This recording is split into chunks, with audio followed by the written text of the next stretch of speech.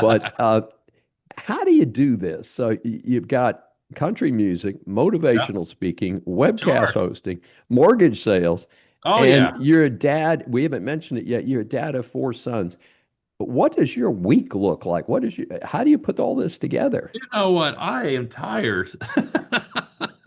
But I get out there. I travel almost every weekend too. I try to be the dad all throughout the week, and the weekends I typically save for either speaking or performing. I'm going to Kansas, Wichita this week with our friends at Tops Club Inc. Take off pounds sensibly. I'm going to be one of their keynote speakers. I'm also on their board, which is pretty cool. So I'm going to be going out and doing that this week. But this last weekend, I was teaching real estate investors in Alabama how to win in the market, how to do all sorts of things. I do a lot of speaking, obviously, with my radio show here on Brushwood Media Network, my podcast, obviously sharing the stage to people like Tony Robbins and all that. But it's just another form of entertainment. I call it edutainment, right? And so I always wanted to influence people for good, whether by spoken word or singing it. And so I do a lot of writing. I just wrote a song last September 10th when our friend Charlie Kirk got assassinated. My son was Mhm. there. He was in the Oh my crowd when that gosh. happened.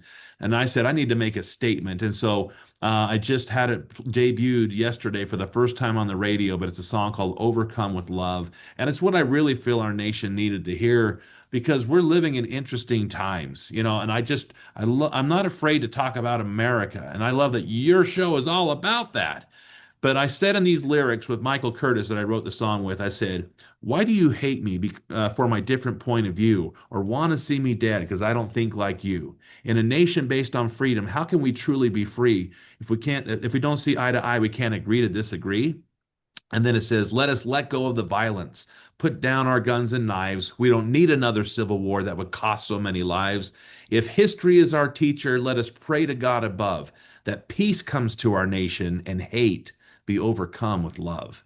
And it's a powerful message. It says, even God won't touch your free will. He won't take away your choice. You got a right to your opinions and to give them all a voice, to debate your disagreements, but you never have the right to let bitterness and anger lead to taking someone's life.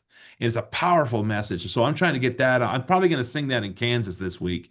But I have great songs about America. I love to write about our country, about our troops.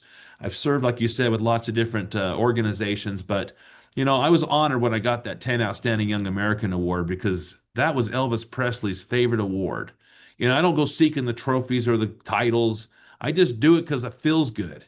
When I talk about America, when I talk about liberty, you notice they didn't call it freedom because freedom and liberty are different. Freedom is eat, drink, and be merry, for tomorrow we die, right? But liberty is freedom plus responsibility. And I got a good friend that created the Statue of Responsibility. It's two arms clasped like this. It's going to be a big statue here in Utah. I don't know if you ever read the book Man's Search for Meaning by Dr. Viktor Frankl.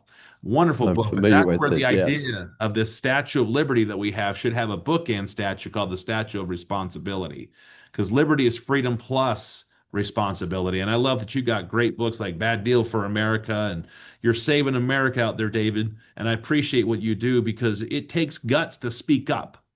And sometimes people fear, especially in show business, what are they going to think of me? Who cares? Do you love your country or do you not? And you know what? If we disagree in how we feel about America, that's fine. Isn't that what America's about? That's one thing I loved about Absolutely. Charlie Kirk. Bless his heart. I tell you this, what a tragedy. But I love that he gave the opposing side a microphone. And isn't that Hmm. the way we should be? Shouldn't we come together and debate our Absolutely. disagreements? But at the end of the day, let us come together. Remember this, that we are one nation under God, indivisible. I don't think we've ever been so divided. So, what I feel America needs is that true love. That's why the bridge of my song says, don't give into the hatred. Let's find some common ground. True love is the answer. Yes, it is to turn this all around. I was born on Valentine's Day, and so I love love. And I'm all about the heart. So I'm thank you for giving me a platform today to talk about my sentiments about America. 250 years, baby, and we're just getting started. Absolutely. Well, let's make sure that we roll into the 250th anniversary standing up and proud of America.